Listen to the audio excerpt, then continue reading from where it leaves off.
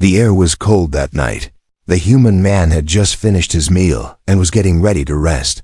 His name was Daniel, a simple traveler who had once been a soldier. He was staying in the outer colony of Rilnex, a place filled with silence, dust, and forgotten people. As he sat by the small heater, he heard a knock on the metal door. It was weak, like someone too tired to knock hard. He opened it slowly, ready for trouble, but instead found something else. A small alien girl, thin and dirty, with big glowing eyes stared up at him. Her hands were shaking, her lips cracked, and she held a crumpled piece of paper. The paper was written in poor English, but Daniel could read it. It said, "Please help my mother. She cries every night." Daniel blinked, confused. The girl didn't speak, just looked at him with eyes full of sadness. Behind her, the street was empty. No one else was there, not even a shadow. "Where's your mother?" Daniel asked softly. The girl pointed down the dark road. Daniel looked around, unsure. He had seen aliens before, but this one was so small, so lost. And the way she looked at him, like he was the last hope he couldn't say no, he grabbed his coat and followed her. They walked past broken houses and silent buildings. The colony was quiet, too quiet. Lights were off, windows shut, doors locked. It felt like everyone was hiding. After 15 minutes, they reached a small shelter near the edge of the colony. The roof was bent, the walls cracked, and the door barely stood. The girl pushed it open and stepped inside. Daniel followed, holding his breath. Inside, it was worse. There was no heat, no clean space, just a pile of blankets in the corner. And under those blankets, he saw her, the mother, an alien woman with sunken cheeks and dull eyes. She was sick, weak, and didn't even move when he came in. She only whispered something in her own language and then coughed. The girl knelt beside her and touched her hand. Daniel saw the woman's tears fall quietly. This was the crying the girl wrote about. It wasn't just sadness. It was heartbreak, hunger, and pain all mixed together. Daniel looked around for food or medicine. There was nothing, not even water. He went back to the colony's center and knocked on doors. He asked for help, for food, for medicine. But everyone shut their doors in his face. One alien woman told him, "That family is cursed."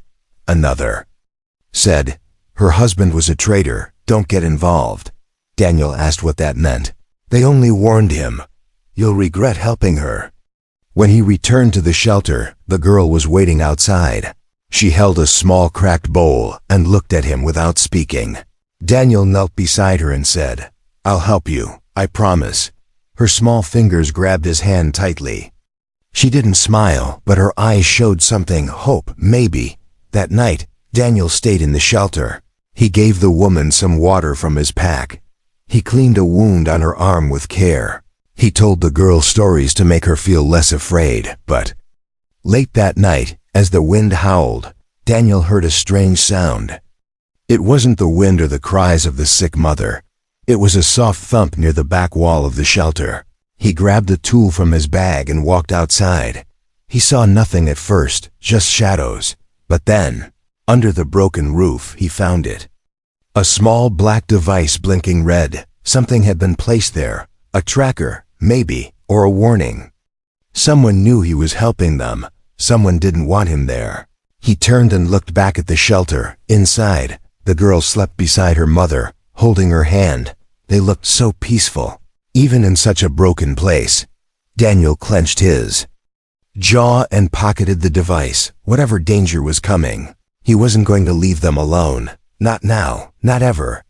Daniel didn't sleep that night. He sat near the door with a small knife in his hand and the strange blinking device in his pocket. The cold wind blew through the broken walls, but he didn't move. He kept watching the shadows, listening to every sound. The alien girl slept curled beside her mother. From time to time, the woman would cry in her sleep, soft and broken. Daniel knew that sound. It was the same kind of cry he heard on battlefields when people had nothing left inside. It was the cry of someone who had already died on the inside. At sunrise, Daniel walked to the nearest market. He tried again to buy food, to get medicine, to find help. But the moment he said the woman's name, the shopkeeper's eyes went cold. "No," the man said. "We don't deal with that family." Daniel asked why. But the man only shook his head and looked away.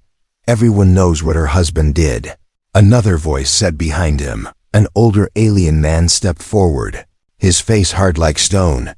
He ran, left his people during the uprising, took secrets and vanished. He left his own family to suffer for his shame, Daniel asked. "So the child must suffer too." But they all looked away, as if silence was easier than shame. He returned to the shelter with only a half-broken med patch and a bottle of old water. The girl didn't ask questions. She simply took the water, shared it with her mother, and gave the bottle back to him empty. Daniel looked at her. She hadn't spoken a word since they met, not one sound. But her eyes said everything. "Thank you. Don't leave. We are still here." That night, Daniel searched the shelter more carefully. He found a small metal box buried under the floorboards.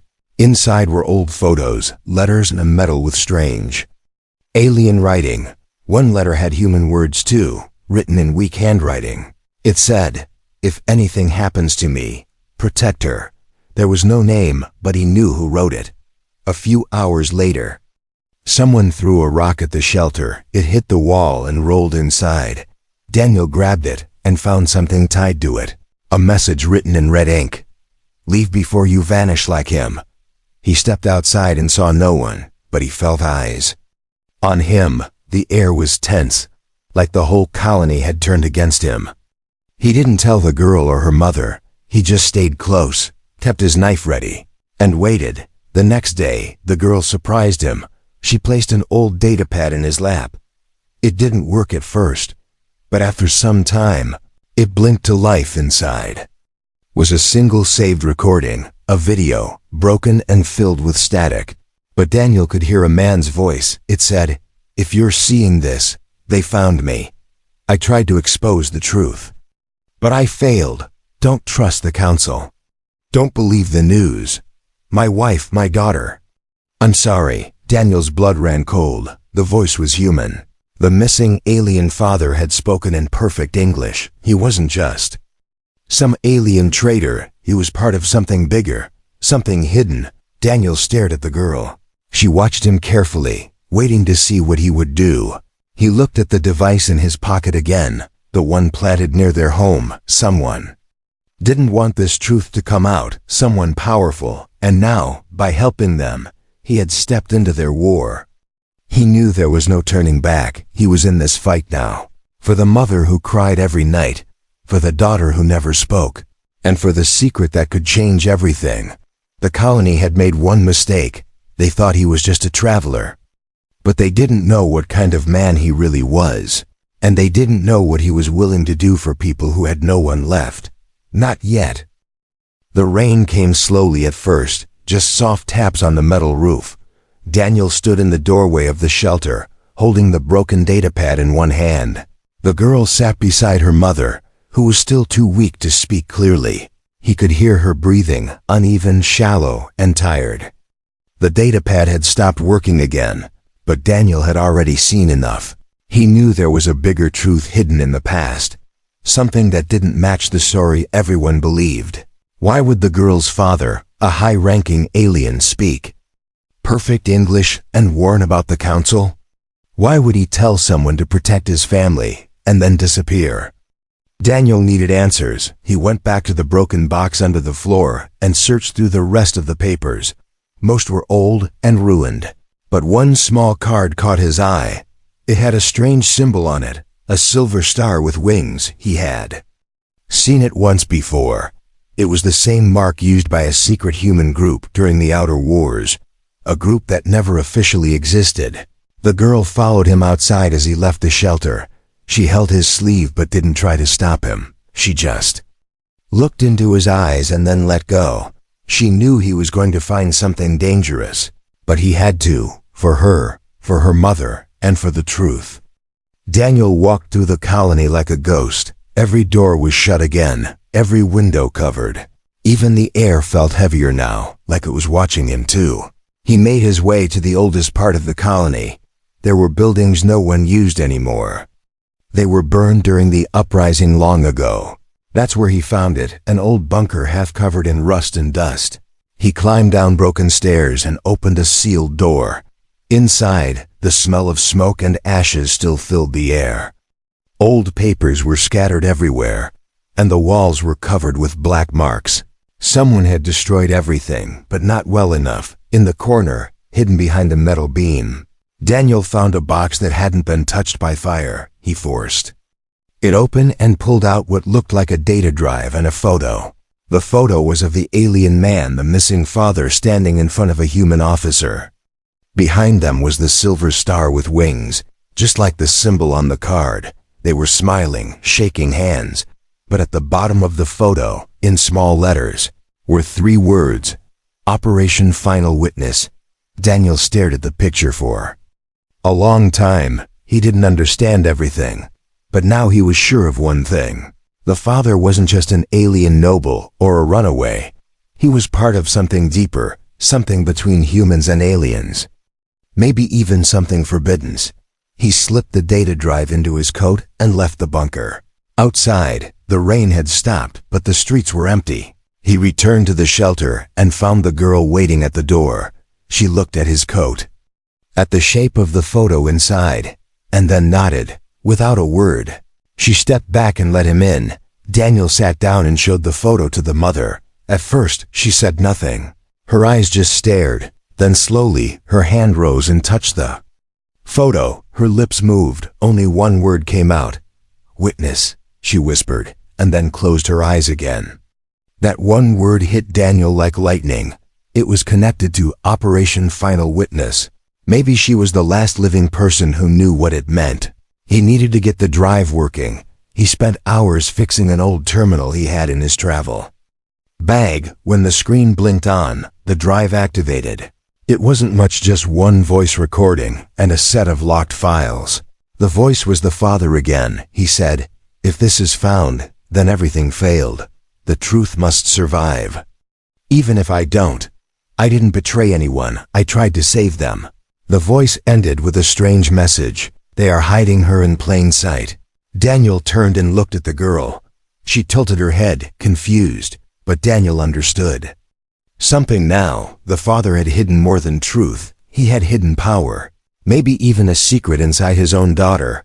And if that was true, then she was in more danger than he thought.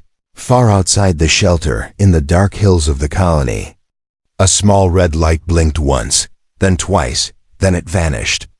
Someone had just received the signal, and someone was already coming. The wind was quiet that night, but Daniel couldn't rest.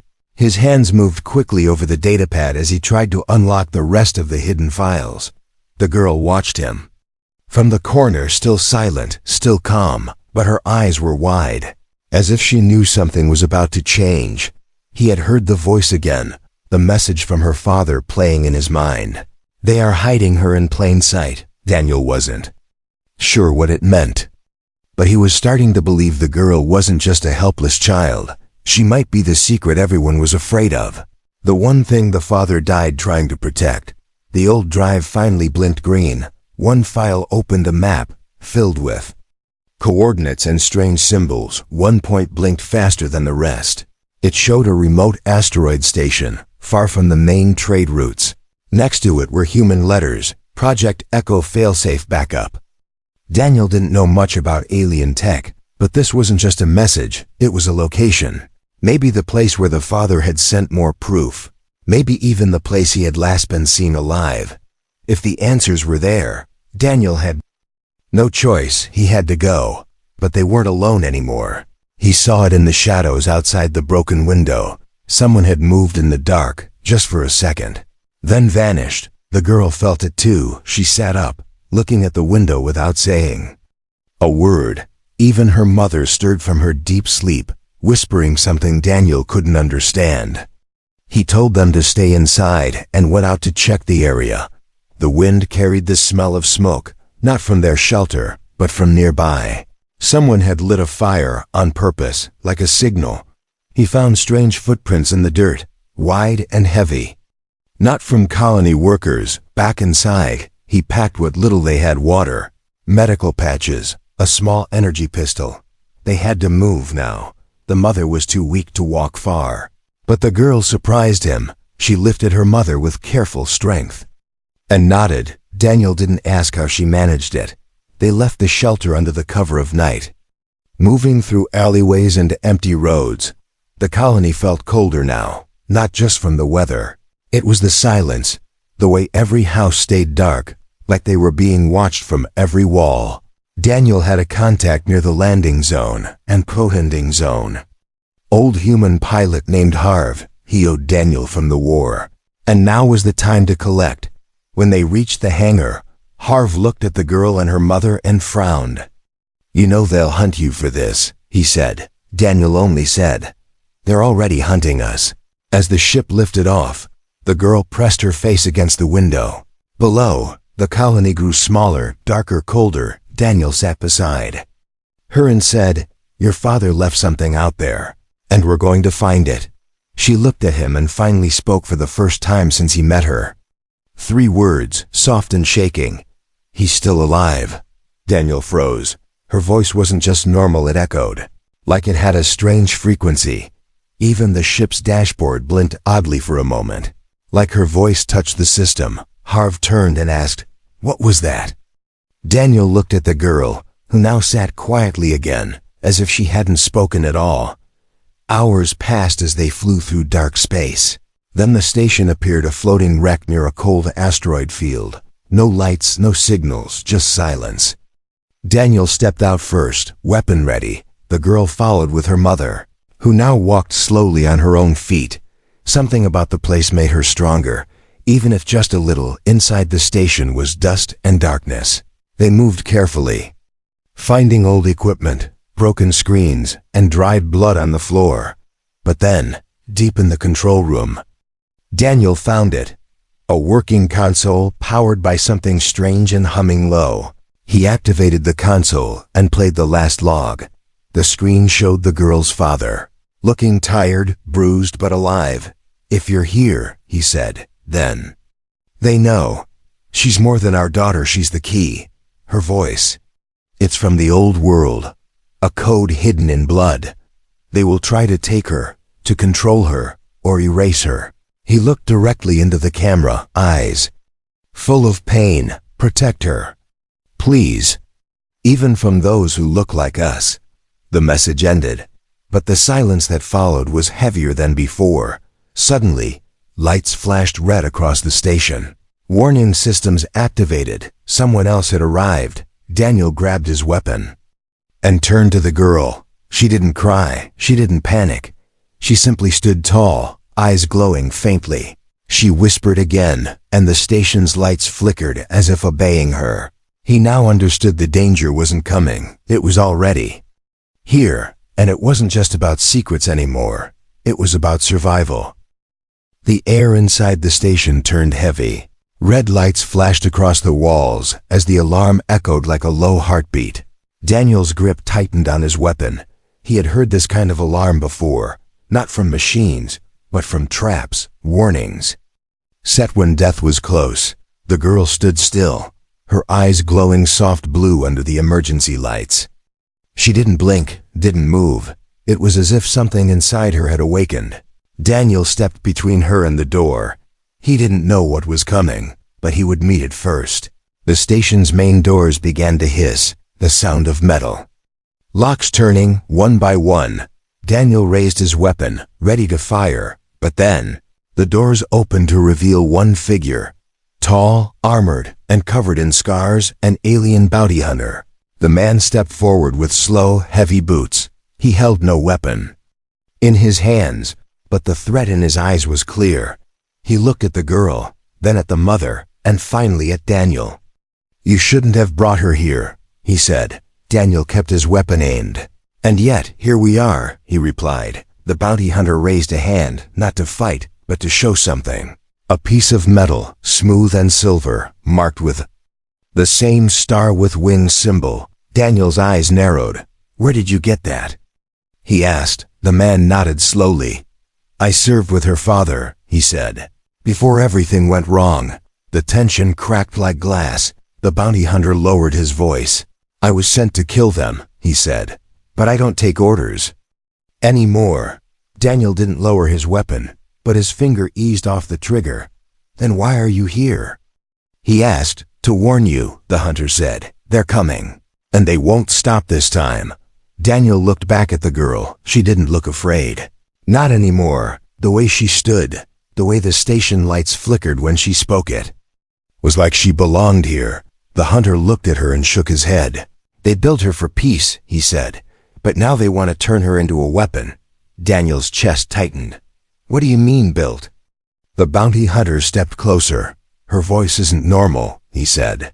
"It carries codes, ancient ones meant to unlock deep systems, awaken lost tech, control machines. She was born with it, passed down through her blood. That's why they hunted her father, and that's why they'll burn worlds to get her back." The mother finally spoke, voice thin but firm. "They said he was a traitor, but he was trying to hide her, even from our own kind. He gave up everything so she could live free." Daniel looked at the girl, who now walked toward the console again. She placed her hand on the control panel and whispered something. Screens lit up, showing the star map with dozens of red dots blinking. Daniel leaned in. Every red dot was a ship, and they were heading straight toward the station. "Time's up," the hunter said. "They'll be here in hours." Daniel looked around the station, at the tools, the wires, the ancient systems hidden in the walls. He turned to the bounty hunter. "Can this place be turned into a shield?" The man smiled, just a little, with her voice. "Maybe." The girl stepped forward again, and her words echoed through the metal halls like music. The station hummed louder, doors sealed. Weapons came on. Line systems that had slept for decades woke up. The mother coughed but smiled weakly. "She's not just our daughter," she whispered. "She's our future." Daniel walked over and placed a hand on the girl's shoulder. "You're not alone anymore," he said. "We'll fight with you, but far above them, in the cold silence of space." The fleet moved closer, and on the largest ship, a voice said, "Prepare to capture the girl, dead or alive." The game had changed. She was no longer running. She was standing her ground, and this time, the galaxy would hear her voice. Asterisk. The station floated silent in space, surrounded by black skies and approaching danger. Inside, every wall now hummed with power that had not moved in years. Old lights flickered back to life, weapons clicked into ready position, and shields groaned as they woke. But it wasn't the machines that brought the station to life. It was her, just a little girl with soft eyes and a voice that could change the shape of the future. Daniel stood beside her, heart pounding as red lights blinked across the command screen. The enemy fleet was almost here, dozens of ships moving like a wall of teeth through the stars. He turned to the bounty hunter, who was fixing the last power relay. "How long can we hold them?" Daniel asked. The hunter didn't look up. "Depends on how much she remembers," he said. The girl sat calmly in front of the console, fingers brushing glowing buttons. She closed her eyes and spoke again, just a few soft words in a language no one had taught her.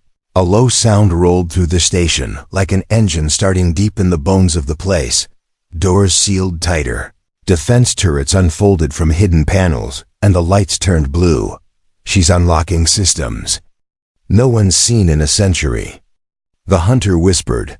Daniel watched the girl closely. Each time she spoke, the machines reacted as if they had been waiting for her voice, like the whole station had been built with her in mind. Suddenly, a transmission flashed on the main screen. An enemy commander appeared, a tall alien woman with cold silver eyes. "This is your last warning," she said. "Give us the child and no one else has to die." Daniel stepped forward, his face like stone.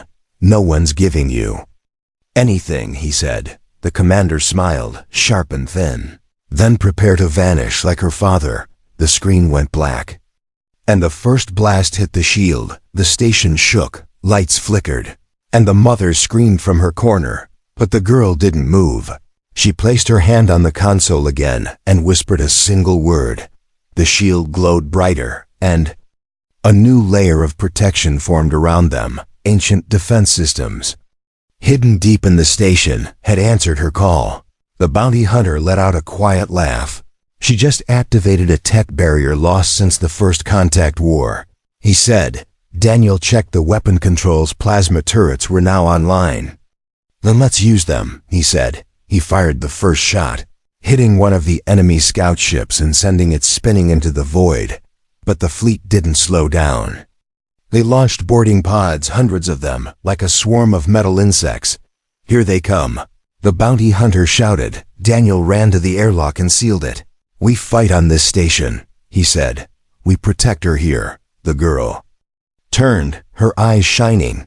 She looked at Daniel and said in her soft voice, You're not just a soldier. You're family. Then she turned back and whispered into the console again. This time, it wasn't just systems that responded. The station itself began to change, walls shifting, floors opening, creating paths and traps. The station was preparing for war, because it knew who she was. Not just a child, not just a voice. She was the last daughter of the code makers, the living key to old technology. And someone had programmed the machines long ago to follow her bloodline. Daniel watched the enemy pods crash against the station's armor. Some bounced off, but others stuck, starting to drill inside. He took position with the bounty hunter and the mother. Weapons ready, hearts steady. The girl walked to the center of the command room and stood alone. She didn't cry, didn't shake. She raised her hands and spoke again. This time, her voice echoed across the whole station. And something answered, deep below, something massive, something alive. A shape moved under the asteroid field, rising. Slowly, it was another station, hidden, sleeping, waiting. Built long ago by those who feared this moment would come. And now, because of her, it had awakened. Daniel's breath caught as he saw it. They were never trying to hide her from the world, he said. They were hiding the world from her. The second station rose from the shadows like a giant waking from sleep. It was dark and shaped like a blade, sharp and silent as it pushed through the asteroid dust. Old lights lit up one by one, as if answering the voice that called it. Inside the first station, Daniel stood frozen, watching history unfold in front of him. The girl didn't look surprised. She stood calmly, her hands at her sides, as if she had known it would come. The bounty hunter whispered, That's not just another station. That's a war vault from the ancient cycle. No one believed it still existed. Daniel looked at the girl, and then at the sky filled with enemy ships. She called it, he said, and now it answers her, the enemy commanders. Voice returned, cold and cracking with anger. You've made your choice, now you will be erased. Her fleet opened fire, missiles and beams glowing like a deadly storm. But the new station's shields flared bright gold and absorbed every hit. Then, it spoke, not in words, but in sound, a deep hum that shook the stars. Turrets unfolded, larger than anything Daniel had ever seen. And then, with one order from the girl, both stations fired. Beams of light crossed space and tore through enemy ships like paper. One by one, the enemy fleet fell apart, their ships burning or vanishing in silence. Daniel could barely believe what he saw. The girl had done more than survive. She had ended a war that had not even begun. Not with fear, not with hate, but with a voice, and something ancient that lived inside her. The enemy commander's ship tried to retreat, but the station caught it in a net of light and pulled it close. Daniel and the bounty hunter entered the docking bay with weapons drawn. They found her alone, standing proud, but broken. She looked at the girl as if seeing something she didn't understand. She is just a child, the commander said. The girl stepped forward and answered, No, I am my father's promise. Her voice didn't shake. It didn't echo like before, but it still made the walls vibrate. It was the kind of voice that ended lies. The commander dropped her weapon and fell to her knees. She could have destroyed us all, she whispered. Daniel stepped beside the girl. She didn't, he said, but you gave her no choice. The battle was over, but something deeper had changed. The stations now fully awake, began to transmit signals across space, messages, not of war, but of warning. The key had been found, and peace would be watched from now on later. The girl stood on the station's highest platform. Her mother, now stronger, sat beside her. With soft eyes full of pride, Daniel stood behind them, hands in his pockets, looking at the stars. The bounty hunter was already gone, disappearing like smoke. His job was done, his debt repaid. The girl turned to Daniel and asked, "Will you stay?" Daniel looked at her, then at her mother. He didn't need to speak. The way he smiled told her everything. She reached up and held his hand, small fingers gripping tight. "My mother doesn't cry anymore," she said. "Because of you." Daniel blinked and looked at the stars again. "No," he said quietly, "because of you." And somewhere, far beyond known space, a hidden satellite blinked to life. A signal sent long ago finally reached its end. A man's voice echoed in the dark. If she finds her voice, the galaxy will change. And it already had.